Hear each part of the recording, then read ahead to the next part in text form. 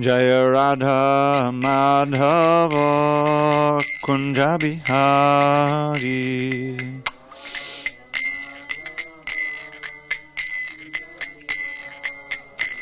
Jaya Radha Madhava Kunja Bihari.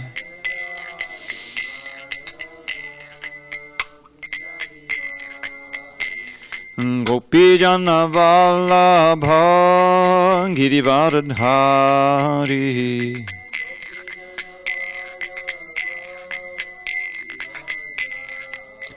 Jai Gopi Jana Vallabha Girivardhari.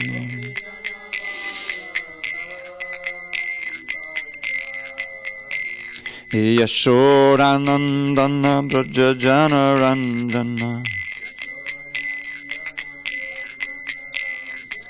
Yashodanandana Brajajana Randana. Yamuna Tira Vanachari. Yamuna Tira Vanachari. Jaya Radha Madhava Kunja Bihari.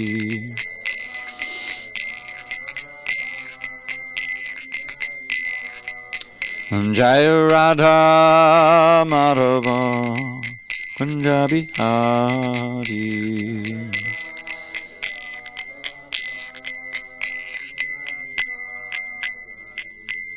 James Bad Paramahansa Parudikacharya Ashtotar to the Sri Sriman's Divine Grace Srila A.C. Bhaktivedanta Swami Prabhupada Ki Jai. ISKCON BBT founder Acharya Srila Prabhupada Ki Jai. Jai Om Vishnupad Paramahansa Parudikacharya Ashtotar to the Sri Sriman's Divine Grace Srila Bhakti Siddhanta Saraswati Thakur Ki Jai. Ananda Koti Vaishnavinda Ki Jai. Namacharya Srila Haridas Thakur Ki Jai. Srimad Bhagavad Gita Ki Jai, Samaveda Bhaktivinoda Ki Jai. All glories to the assembled devotees. All glories to the assembled devotees. All glories to the assembled devotees. All glory to Shri Guru and Gauranga. Okay, I have the Bhagavad Gita, or a Bhagavad Gita, without the marker. But you know where we are. But I think I know where we are. Is it we are beginning 9.4? I know we did 3. Maybe 5. Oh, I think we did 4. We did 4. Yes. All right, here, take this one. Pretty sure on 5, right? You're not sure? Okay. We'll do 5. I'm pretty sure we did 4.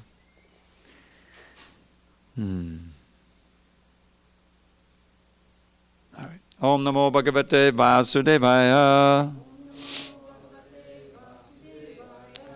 Om Namo Bhagavate Vasudevaya. Om Namo Bhagavate Vasudevaya.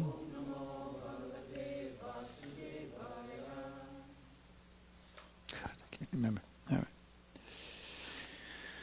On this 13th day of January 2020 in SanDiego, we're reading from Srimad Bhagavad Gita as it is, translation and commentary by His Divine Grace A.C. Bhaktivedanta Swami Prabhupada. We are in chapter 9, entitled The Most Confidential Knowledge, text number 5 on page 383.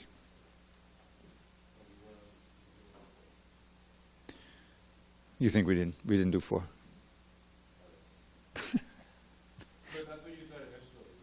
I know, but I'm pretty sure I remember reading that. Okay, let's do 5. Nachamatstani bhutani pashyame yogamaishwaram bhuta brinnata bhutasto mamatma bhuta bhavanaha Natamatstani bhutani Pashyame Yogamaishwaram Bhuta Brinnata Bhutasto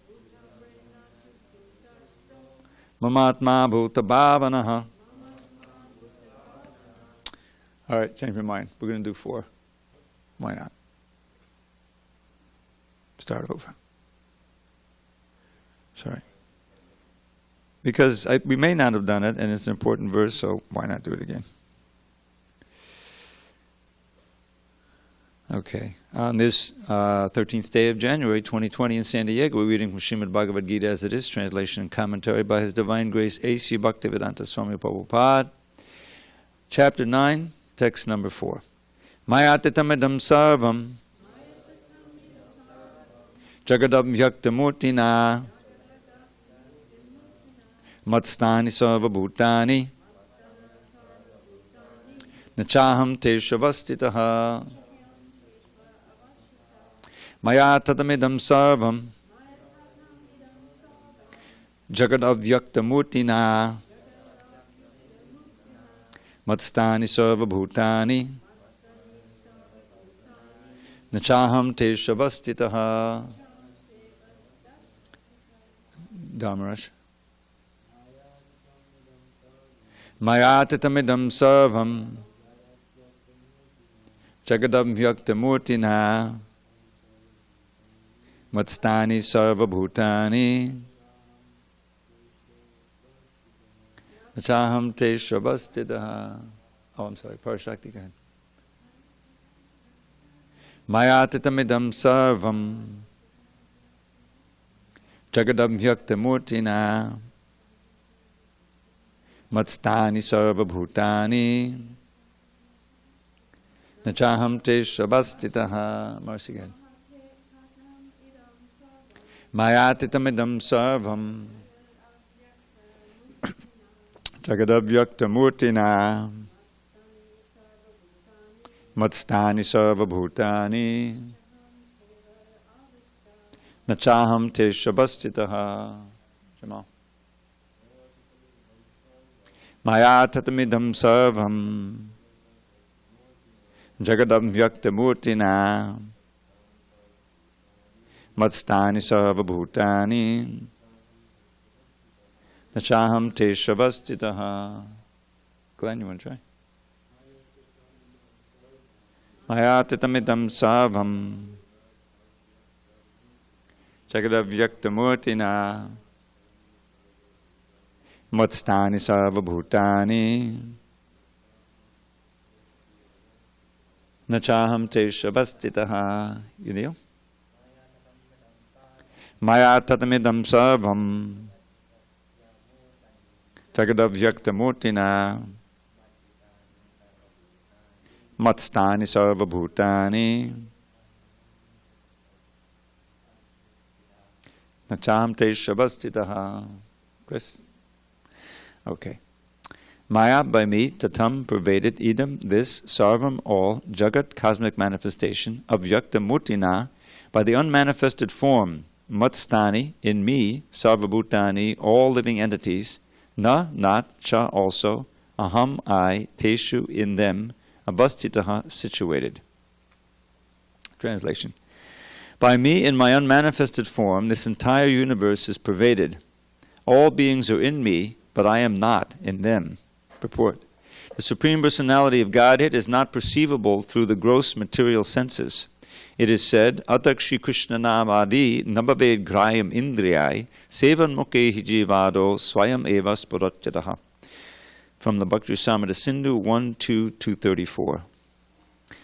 Lord Shri Krishna's name, fame, pastimes, etc. cannot be understood by material senses. Only to one who is engaged in pure devotional service under proper guidance is he revealed. In the Brahma Samhita 538 it is stated, Preman janat churita bhakti velochanena santas sadeva hridayeshu velokayanti.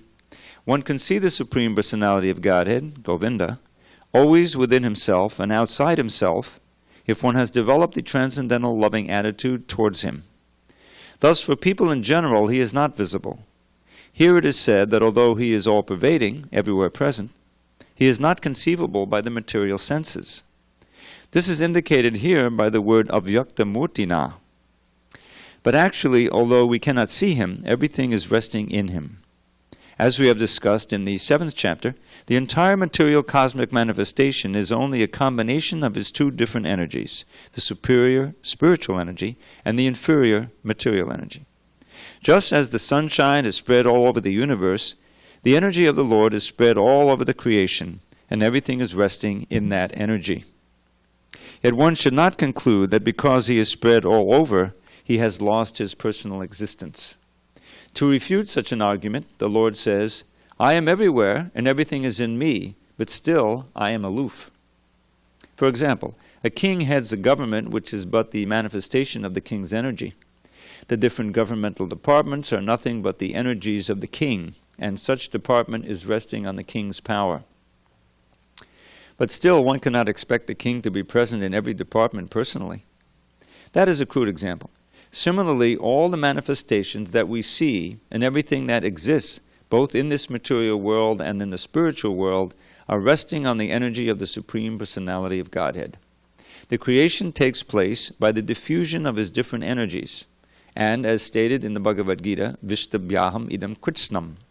He is everywhere present by his personal representation, the diffusion of his different energies. Om Jnana Timarandasya, Jnananjana Shalakya, Chakshu Unmidatam Mena Tasmai Shri Gurave Namaha. I was born in the darkness of ignorance, but my spiritual master Srila Prabhupada opened my eyes with the torchlight of knowledge. I offer my humble obeisance unto him and all members of Sri Parampara. Hare Krishna, Prabhu. Hello. Brian? I'm sorry, we're not going to be able to chant japa during the class. Okay? Sir. Okay, so Krishna is explaining how he is all-pervading. In this chapter, Krishna will give some indication of his glories, as he will in the 10th chapter in more detail. And this is something rather inconceivable. He's spread everywhere by this invisible form, avyakta murtina. What is that invisible form? Well, one invisible form is the Paramatma. He says he's present in every atom. We know the Paramatma is the plenary expansion of Krishna. And he's present in every atom and in every heart, sustaining everything. You know, there's this, what they call the Hindu Trinity, the Vishnu, Brahma, and Shiva, right? And Brahma creates, Shiva destroys, but Vishnu sustains. How does he sustain? Through his all-pervasiveness in every atom. Things are working simply because, and holding together simply because the Paramatma is there, consciousness.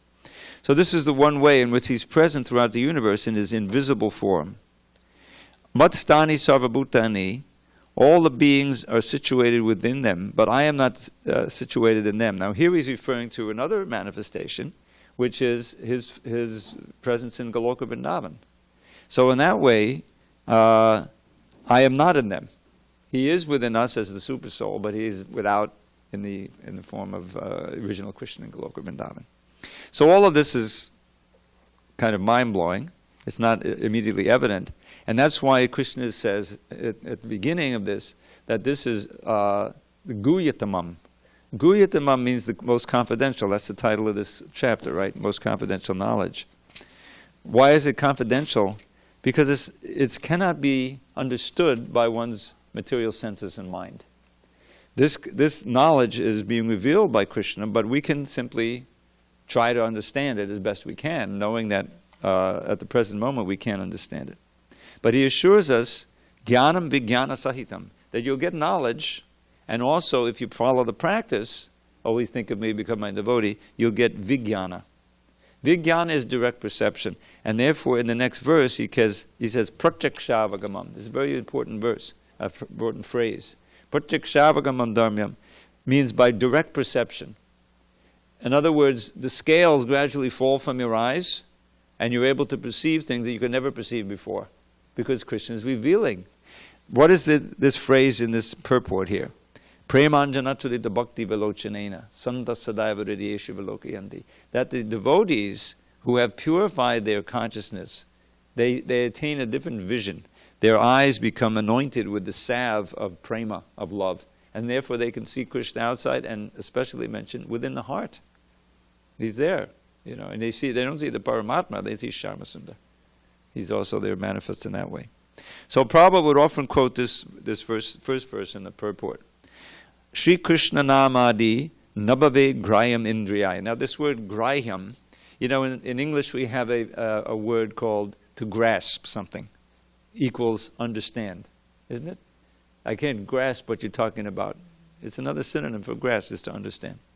So that's the same word. Graya means to grasp. Your senses, your present covered senses, these indriyai, and senses include the mind. We cannot grasp or understand the reality of Krishna's name, etc. What's the etc.? There's four things that define a person. First is the name, the form, the qualities, and the activities. Nama, guna, rupa, lila. Nama, rupa, guna, lila. Name, form, qualities, pastimes. None of that is visible to us, and it all is inconceivable for Krishna. But when one begins to serve him with the tongue, beginning with chanting the holy name and tasting prasadam, then gradually Krishna reveals himself. Svayam refers to Krishna himself. Spuratyadaha. He makes it evident to you. Things that you couldn't perceive before, you can now perceive and understand. That's the whole idea. Because everyone's in Maya, we're in illusion, and we think this is the ordinary way of understanding things. But our actual understanding of reality is covered. There's Queen Kunti, her second verse in her prayers, beautiful prayers, chapter 8, first canto. Prabhupada loved those prayers. Maya jivanikachanam agyarhokshadam abhyam nalakshase mudadasha nato nyatadaroyata. Maya javanika literally means the curtain of Maya. It's just like we're all walking around with have rose-colored glasses. They have something that's kind of distorts your vision, and we can't see reality that's there until that's taken off. Until we become purified, we can't see what reality really is. So what helps is to hear books such as Bhagavad Gita as it is, as explained by Srila Prabhupada, and to act on the instructions therein. Then gradually we can perceive everything. Krishna reveals in proportion to our purification. So this is, the paradox of Krishna. He's far away. He's in Goloka Vrindavan, right? We know that's super far away, isn't it? Oh, he's going to pick up Maharaj, right? Okay, he did stay for 15 minutes, as you suggested. But he's near as well. This is in the Upanishads. Don't forget the Gita is known as the Gita Upanishad, so there's a lot of echoes of the Upanishadic language here. So, what does it say? I forget the Sanskrit, but he has no feet like us, but he walks. He has no eyes, but he can see everything. In other words, he has no material eyes, because this is when we think of eyes, we think of our own eyes. But he can see everything at all times, past, present, and future. But he has no eyes like us. So that all of this is confidential knowledge, and it will gradually be revealed as we become purified. Because he's spread everywhere through his energies, we shouldn't think that he's lost his personal form and his personal characteristics. This is the mistake of the Mayavadis, the impersonalists. God is all-pervading, he's all-pervading light, So then what can be the meaning of a localized person having Leela, in some planet? They say all of that is Maya, that's all their imagination. You can see why they're so offensive and why you have to avoid them. Because remember how important this third verse, the previous verse, Krishna says, Ashadadana Muni, that if you don't have faith in this knowledge that I'm going to impart, which is admittedly confidential and secret and inconceivable, but without that faith, you're doomed. Doomed means you'll return again and again to the path of birth and death. That's what he's saying. So how to attain faith in something that's beyond the reach of our mind and senses and so forth? Only by contacting someone who has absolute surety whose faith is completely secure. And that's the role of the spiritual master, the acharyas, Srila Prabhupada. It comes off of every page, every word he speaks. There's no tinge of doubt because pratyakshaavagamam dharmam, he's directly experiencing it at every moment. And what is the great value? He can impart faith. So that we can begin the process, basically chanting, so that gradually, on the basis of that faith, we'll also get realization, gradually, and our faith will be confirmed and strengthened. So that's what the importance here. And Krishna is going to go on describing here some of the realities of creation and how he's pervading everything. Okay, any questions on text 4? We can proceed. Text 5. Nachamatstani bhutani Pashime yogamaisharam bhuta bhrinnata bhutasto mamatma bhuta bhavanaha. And yet, everything that is created does not rest in me. Behold my mystic opulence. Although I am the maintainer of all living entities, and although I am everywhere, I am not a part of this cosmic manifestation, for myself is the very source of creation. Now notice there seems to be an actual contradiction here. Here he says, Nacha matstani bhutani. In the previous verse, second line, matstani sarva bhutani. Exactly the opposite. So this is Upanishadic. He walks, but he doesn't walk. He sees, but he has no eyes. Like that. Purport. The Lord says that everything is resting on him. Matstani sarva bhutani. That's the previous verse. This should not be misunderstood. The Lord is not directly concerned with the maintenance and sustenance of this material manifestation. Sometimes we see a picture of Atlas holding the globe on his shoulders. He seems to be very tired holding this great earthly planet. Such an image should not be entertained in connection with Krishna's upholding this created universe. He says that although everything is resting on him, he is aloof. The planetary systems are floating in space, and this space is the energy of the Supreme Lord. But he is different from space. He is differently situated. Therefore, the Lord says, quote, although they are situated on my inconceivable energy, as the Supreme Personality of Godhead, I am aloof from them. This is the inconceivable opulence of the Lord. And that word inconceivable keeps coming up. In the Nirukti Vedic dictionary, it is said, Yujyate nena durgateshu karyeshu. The Supreme Lord is performing inconceivably wonderful pastimes, displaying his energy. His person is full of different potent energies, and his determination is itself actual fact. In this way, the personality of Godhead is to be understood. We may think of doing something, but there are so many impediments, and sometimes it is not possible to do as we like. But when Krishna wants to do something, simply by his willing, everything is performed so perfectly that one cannot imagine how it is being done. The Lord explains this fact.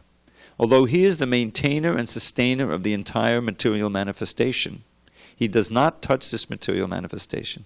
Simply by his supreme will, everything is created, everything is sustained, everything is maintained, and everything is annihilated. There is no difference between his mind and himself, as there is a difference between ourselves and our present material mind, because he is absolute spirit. Simultaneously, the Lord is present in everything. Yet the common man cannot understand how he is also present personally. He is different from this material manifestation, yet everything is resting on him. This is explained here as Yogam Aishwaram, the mystic power of the Supreme Personality of Godhead. So one verse Prabhupada was very fond of quoting. He says, Natasikayam kadanam cha vidyate, natatsamaskyabhyadikascha drishyate, padasya shakti vibidhaiva shuyate, swabhavaki jnana bala kriyacha. In fact, I think he's referring to that verse in the beginning of the second paragraph of the purport here, which means Natasikayam karanam cha vidyate, that there is no duty for Krishna to perform. He doesn't have to perform anything. Duty is given by a higher power, right?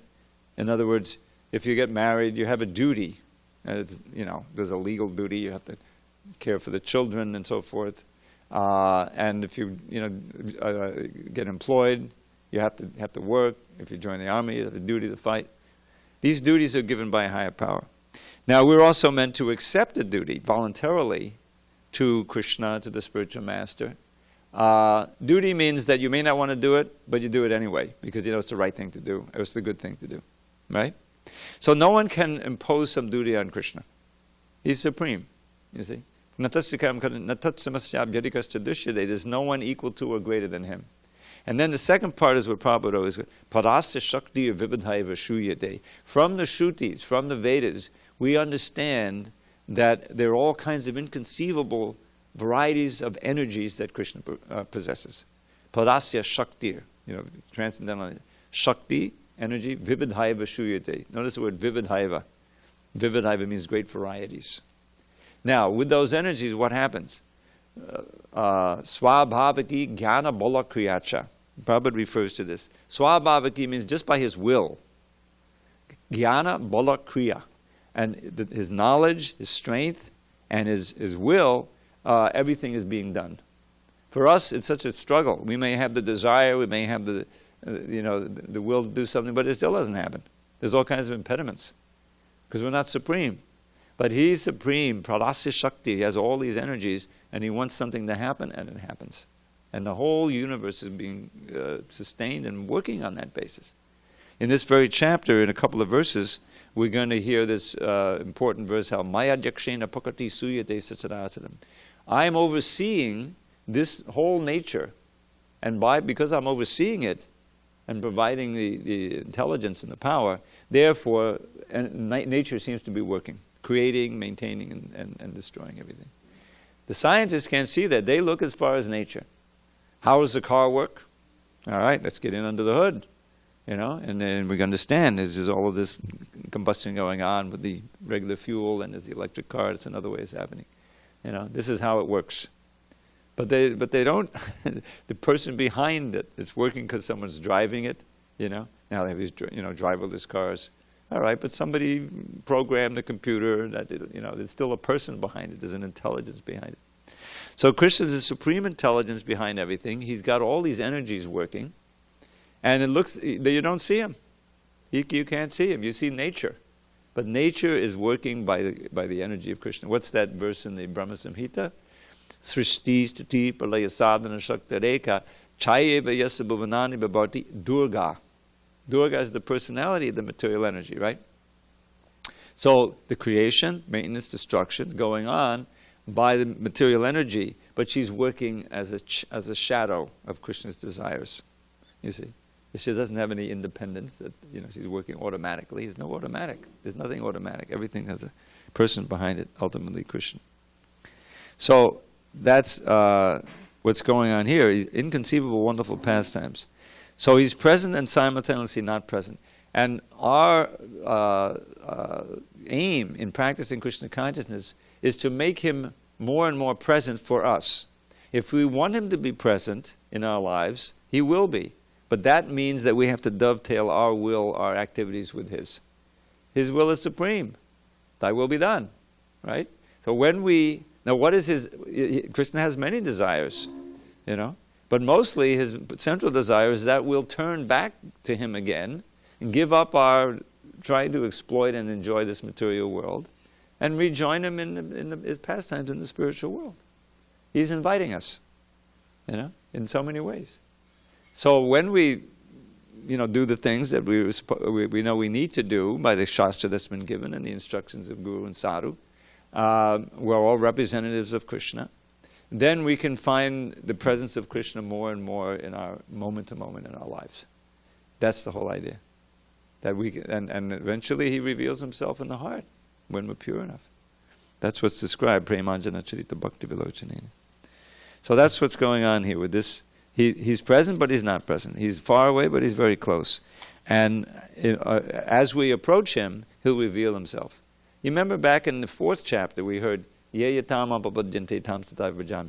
everyone is following my path in all ways. As one surrenders unto me, I reward them accordingly. So most people, they're serving Krishna through his material energy. You see? This is all Krishna's energy. So in a sense, it's Krishna.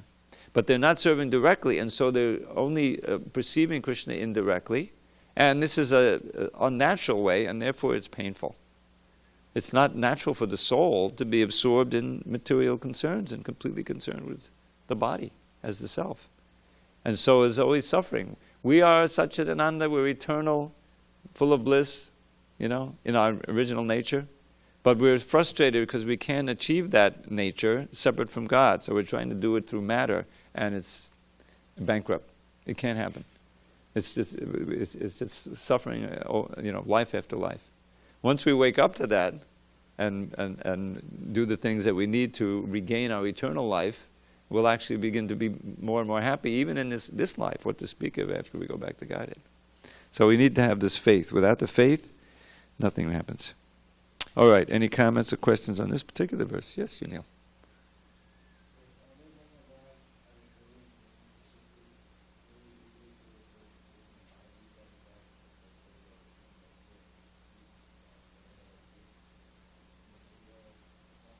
Yeah.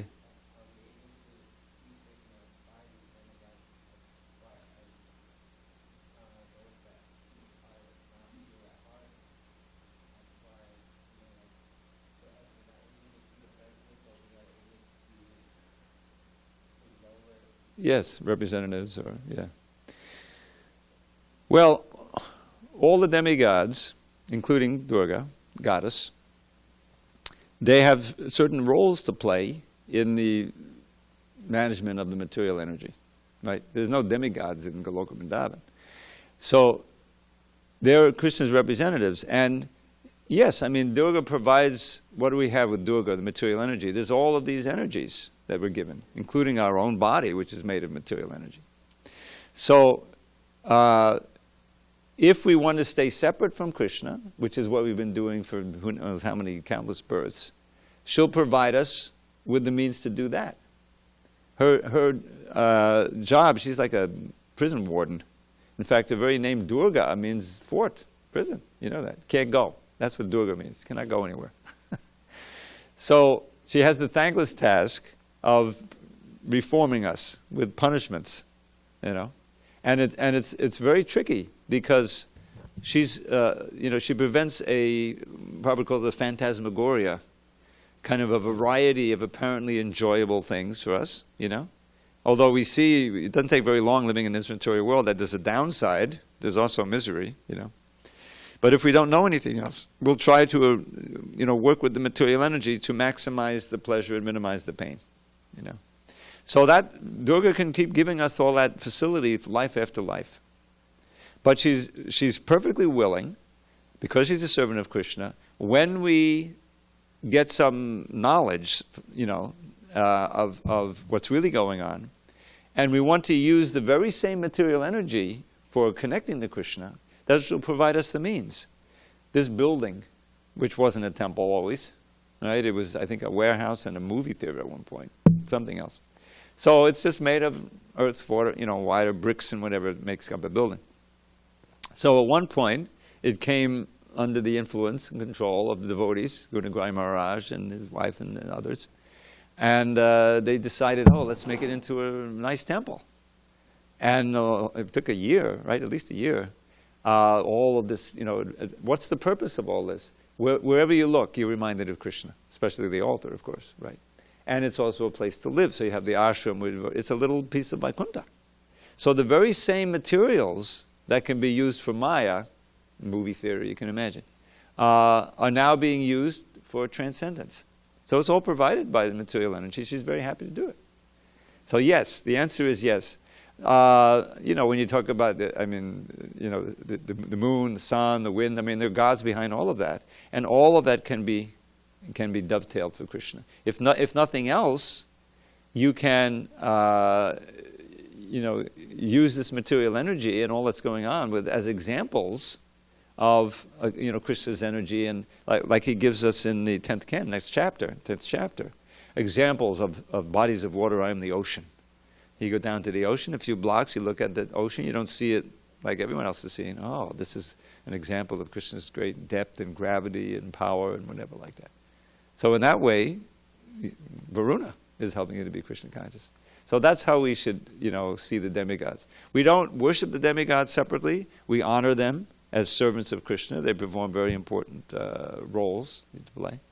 But we, as Krishna will say in this chapter and other places, those who worship the demigods separately, trying to go to heaven or get some benefit, are really foolish, because whatever the demigods can give you, they're coming for me. That benediction is coming for me. But those kind of benedictions are generally material, and he says, Antavattu palamtesham tamdavoltyapamedisam. This is in the 7th chapter. That those who worship the demigods for material things, they get temporary and limited benefits, and they're not very intelligent. Opamedisam, And then he has a line that echoes a verse in this chapter. Devan devejo yanti madbhakta yanti mamapi.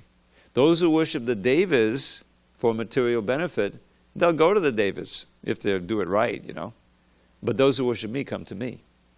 And he says in this chapter, in a few verses, if one is able to go to Indraloka and enjoy godly delights, fine. But then when your punya is used up, when your highest credits are gone, it's like a credit card, you come back down here to the world of birth and death. You didn't really get anywhere. So we should worship Krishna directly. One of the offenses to chanting the holy names is to regard the names of the demigods as equal to or separate than Krishna. We offer them respect as servants of Krishna. Just like I was reading in the 4th canto, we're coming up on the song of Shiva. It's a wonderful, prayer that he offers to the Prachetas. And it shows Krishna's Shiva's real heart. He's a bhakta. What is that? There's one verse I memorized from that many years ago. Padasha dat padma balacha rochisha. He's saying, oh, my dear Lord, your feet are just like the lotus petal, lotus that grows in the autumn season. Please reveal to me those lotus feet. You are the greatest guru and the greatest leader. In other words, it's a prayer to Krishna by Shiva. So if we really want to please Shiva, as he says in this prayer, then become a devotee of Krishna and see him as a devotee of Krishna. Otherwise, people worship Shiva just like Ravana was a great Shaivite. Banasura, he's another, that worshipper of Shiva for material benefit. Vrakasura, the story of Vrakasura? Vrakasura, Vrik means to cut. You remember Vrakasura? So he's a demon. So he knew that the point about Shiva is easily satisfied. Prabhupada says, he says we must kind of get rid of them. They're bothering for this. Okay, take the benefit. So this Vrakasura, he heard that, so he said, okay, I'm going to try to please Shiva and get my benediction. So what was the benediction he wanted? He wanted to be able to touch anyone's head and their head would explode and they would kill him that way. Really nice. So what's his method of worship? He's cutting off part of his body. That's why it's called Vrakasura, and offering it into the fire. That's horrible, So anyway, he's cutting, and Shiva's not coming. He wants to see him personally. So finally he says, okay, I'm determined. I'm going to cut my head off and go into the fire. So he prepares to sacrifice himself like an animal. He takes a bath, doesn't dry off. That's what you do when you say. And he's ready to cut, and just then Shiva appears to save him from suicide. So okay, what do you want, basically? Well, I want to have a benediction so that whoever's head I touch will be, split in two. He says, oh boy, okay, all right, big mistake. So then what happens? Vikrusha says he wants to try it on Shiva himself. So he starts.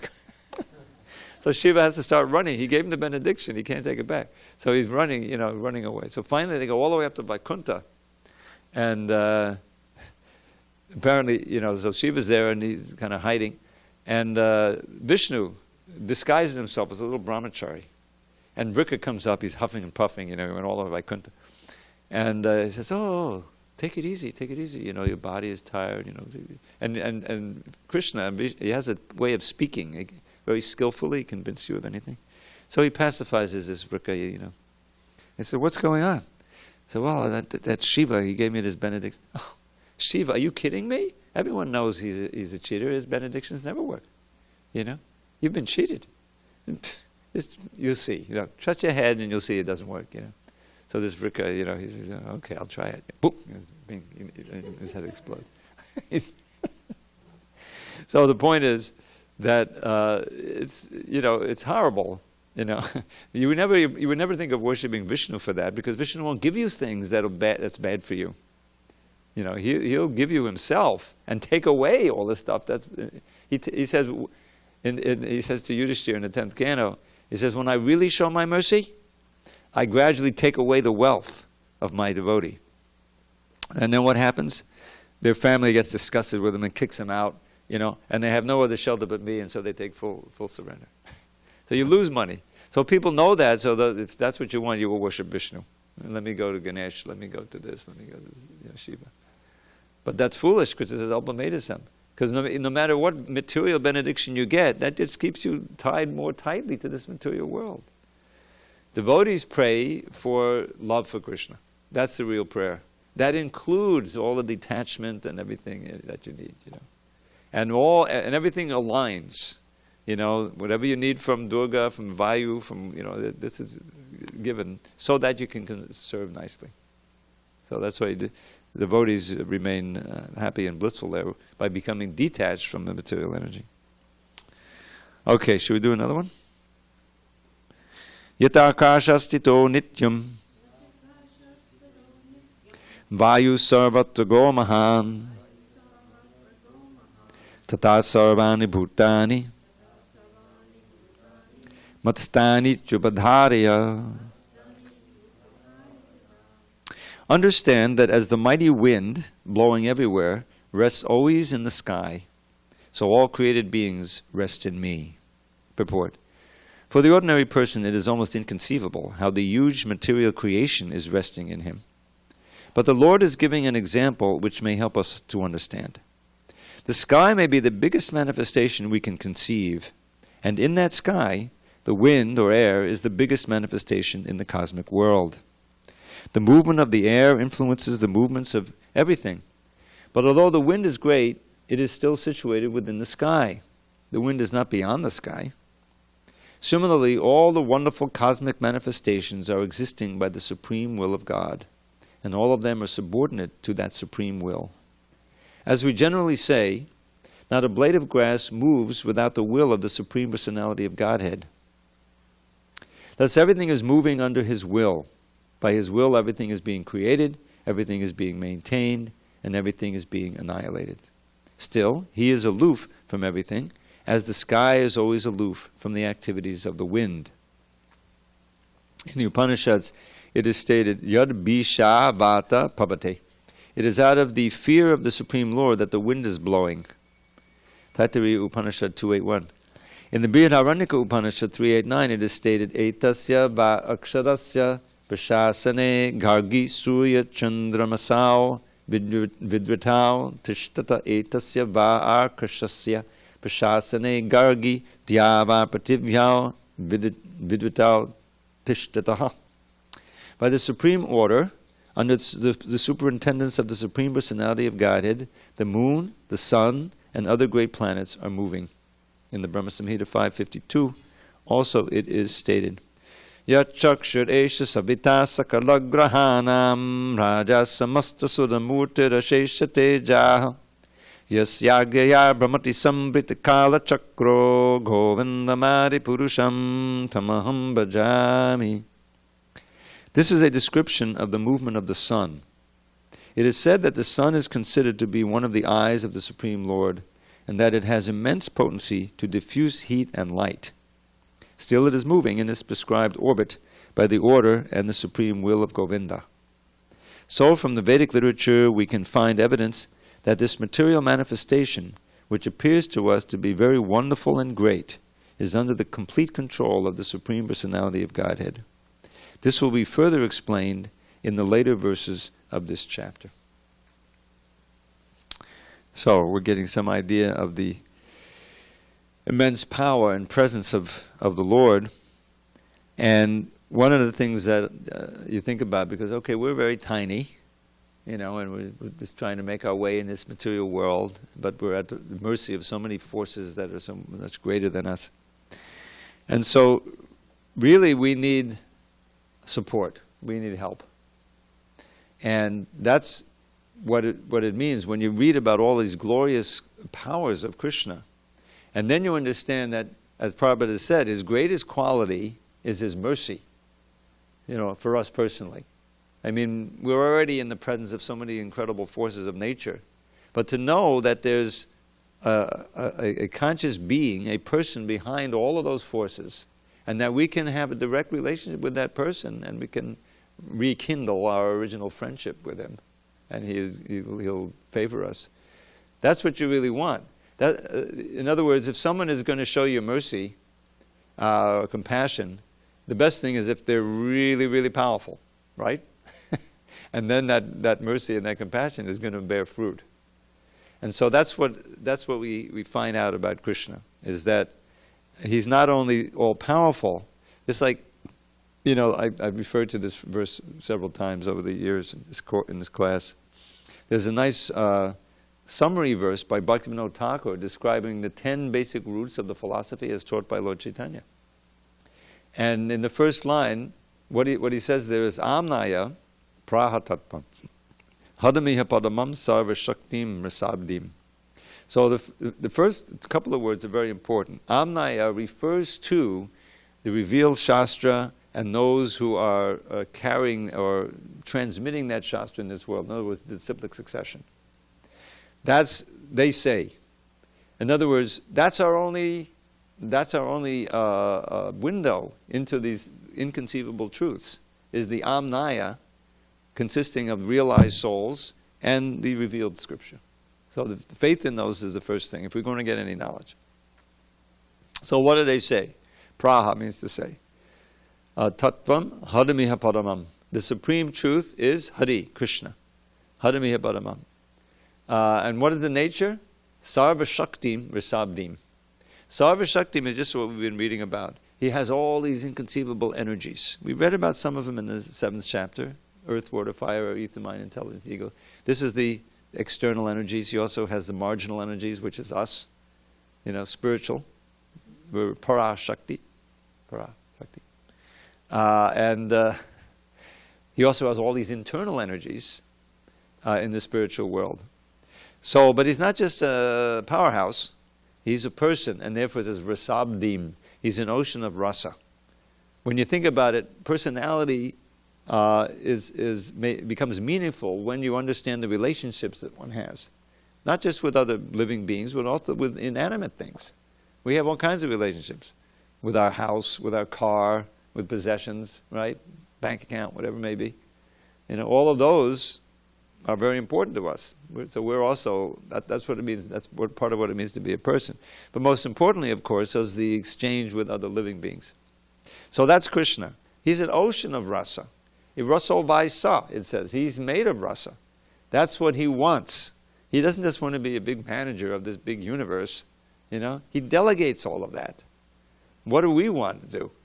If we were God, what would we do? Would we just be there and control everybody? That wouldn't be any fun. After a while, that gets old, right? You want to have loving relationships with others, and that's what Krishna is all about. We've left that wonderful abode and that experience. We've forgotten it. It's still there, but we've forgotten it. And so, because that's what Krishna wants to do, when he sees someone stepping even a little bit toward reviving that, he tries to make all arrangements, and so that we'll be able to do that. As Prabhupada famously said, I remember back in Brooklyn, we take one step toward Krishna, he takes 10 steps toward you. Meaning that he's more eager that we come back than we are to go back. So the idea I'm getting at is that if we can rekindle that relationship with Krishna, and understanding that, he's the supermost friend to have. He's got all these shaktis. Here you're going to make friends with the most powerful person in the universe. So if anyone can protect us and guide us back to safety and warmth and ananda, it's Krishna. None of these relative beings can do that. All of the ideas that they come up with since time immemorial on the material plane have fallen short. The whole thing is blown to bits eventually. What isn't blown to bits? Spirit. We ourselves are never destroyed, but we're just moving around, blowing around like a little piece of cotton in the wind, without any direction, until we reconnect to the root of all reality, with Krishna, and then we can prosper. So this beautiful verse here from the Brahma Samhita. which really has so much knowledge in it, that it's the eye of the Lord. In other words, all of these huge manifestations, like the universe, solar system, and all the planets, they're simply manifestations of Krishna's different energies. Here's like his Yat Chakshur Esha Savita, and all the planets are moving by his will. This is the real subject matter of human thought. It should be. There's so many distractions otherwise, Okay, any discussion on this verse? Okay. So, I brought my little iPad. I'd like to read to you a couple of nice shlokas that I discovered a couple of days ago.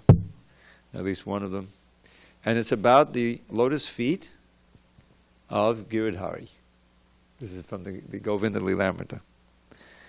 But it's, let's see if I can. Oh, this is Krishna's Kaviraj. Yeah. That's how we got the name Kaviraj, by writing the Govinda Lilamrita. It's such a beautiful. And there's one chapter here. It's describing Krishna's form, like from toes up to the whole chapter. It starts with the lotus feet, and this is the first verse about the lotus feet. This is the verse before the one I learned. Maybe I'll learn this one tomorrow. By worshipping Krishna's lotus feet, rocks become Chintamani jewels, cows become Kamadhenu cows, and trees become Kalpavriksha trees, which fulfill all the desires of those who approach them. Who would not take shelter of Krishna's lotus feet, which are generously offered to those who will accept them? Now here's the verse. It has an unusual meter.